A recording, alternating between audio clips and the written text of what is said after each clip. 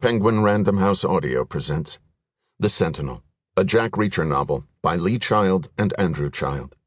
Read for you by Scott Brick. For Kara and Sarah, with thanks. Chapter 1. Rusty Rutherford emerged from his apartment on a Monday morning, exactly 1 week after he got fired. He spent the first few days after the axe fell with his blinds drawn, working through his stockpile of frozen pizzas and waiting for the phone to ring. Significant weaknesses, the dismissal letter said. Profound failure of leadership. Basic and fundamental errors. It was unbelievable. Such a distortion of the truth. And so unfair. They were actually trying to pin the town's recent problems on him. It was a mistake, plain and simple, which meant it was certain to be corrected. And soon. The hours crawled past. His phone stayed silent, and his personal email silted up with nothing more than spam. He resisted for another full day, then grabbed his old laptop and powered it up. He didn't own a gun or a knife. He didn't know how to rappel from a helicopter or parachute from a plane. But still, someone had to pay. Maybe his real-life enemies were going to get away with it. This time. But not the villains in the video games a developer buddy had sent him.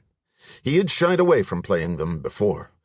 The violence felt too extreme, too unnecessary. It didn't feel that way anymore. His days of showing mercy were over.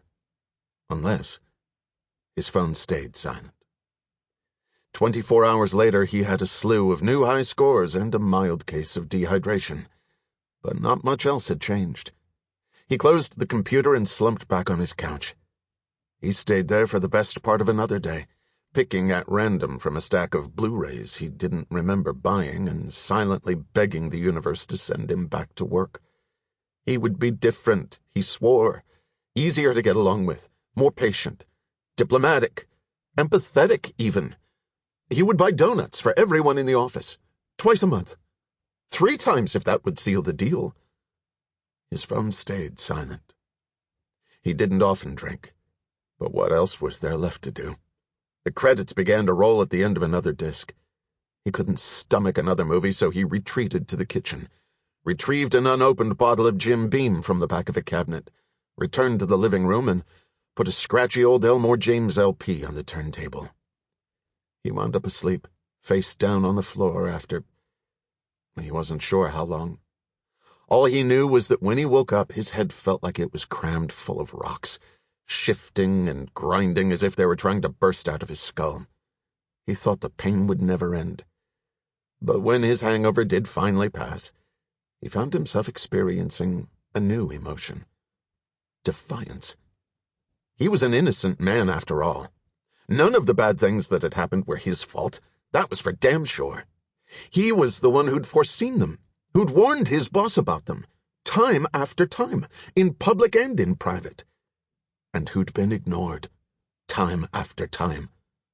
So after 7 days holed up alone, Rutherford decided it was time to show his face, to tell his side of the story, to anyone who would listen. He took a shower and dug some clothes out of his closet. Chinos and a polo shirt, brand new, somber colors, with logos, to show he meant business.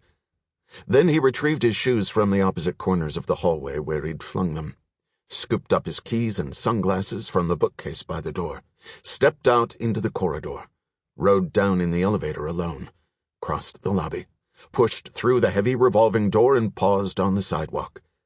The mid-morning sun felt like a blast furnace, and its sudden heat drew beads of sweat from his forehead and armpits. He felt a flutter of panic. Guilty people sweat. He'd read that somewhere, and the one thing he was desperate to avoid was looking guilty. He glanced around, convinced that everyone would be staring at him, then forced himself to move. He picked up the pace, feeling more conspicuous than if he'd been walking down the street naked. But the truth was that most of the people he passed didn't even notice he was there. In fact, only 2 of them paid him any attention at all. The same time Rusty Rutherford was coming out of his apartment, Jack Reacher was breaking into a bar. He was in Nashville, Tennessee, 75 miles north and east of Rutherford's sleepy little town, and he was searching for the solution to a problem. It was a practical matter, primarily, a question of physics and biology. Specifically, how to suspend a guy from a ceiling without causing too much permanent damage. To the ceiling, at least. He was less concerned about the guy. The ceiling belonged to the bar, and the bar belonged to the guy. Reacher had first set foot in the place a little over a day earlier, on Saturday. Almost Sunday, because it was close to midnight by the time he got into town. His journey had not been smooth. The first bus he rode caught on fire, and its replacement got wedged under a low bridge after its driver took a wrong turn 20 miles out. Reacher was stiff from the prolonged sitting when he eventually climbed out at the Greyhound station, so he moved away to the side, near the smoker's pen, and took a few minutes to stretch the soreness out of his muscles and joints. He stood there, half hidden in the shadows, while the rest of the passengers milled around and talked and did things with their phones and reclaimed their luggage and gradually drifted away. Reacher stayed where he was. He was in no hurry. He'd arrived later than expected, but that was no major problem. He had no appointments to keep, no meetings to attend. No one was waiting for him, getting worried or getting mad. He'd planned to find a place to stay for the night, a diner for some food, and a bar where he could hear some good music. He should still be able to do all those things.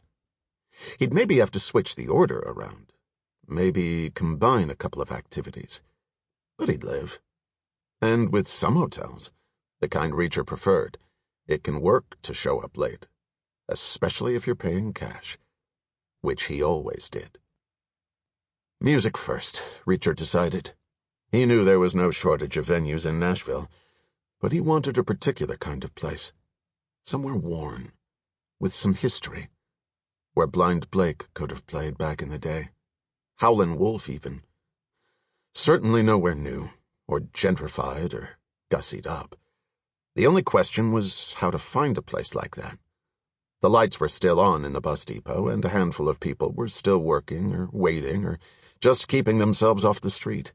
Some of them were bound to be local. Maybe all of them were. Reacher could have asked for directions, but he didn't go in. He preferred to navigate by instinct. He knew cities.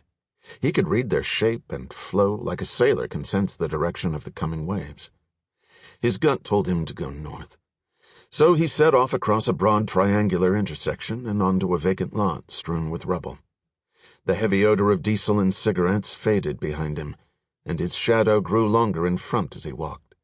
It led the way to rows of narrow parallel streets lined with similar brick buildings, stained with soot. It felt industrial, but decayed and hollow. Reacher didn't know what kinds of businesses had thrived in Nashville's past, but whatever had been made or sold or stored, it had clearly happened around there, and it clearly wasn't happening anymore. The structures were all that remained. And not for much longer, Reacher thought. Either money would flow in and shore them up, or they'd collapse. Reacher stepped off the crumbling sidewalk and continued down the center of the street. He figured he'd give it another 2 blocks, 3 at the most. If he hadn't found anything good by then, he'd strike out to the right toward the river. He passed a place that sold part-worn tires, a warehouse that a charity was using to store donated furniture. Then, as he crossed the next street, he picked up the rumble of a bass guitar and the thunder of drums. The sound was coming from a building in the center of the block. It didn't look promising. There were no windows, no signage, just a thin strip of yellow light escaping from beneath a single wooden door. Reacher didn't like places with too few potential exits, so he was inclined to keep walking. But as he drew level, the door opened.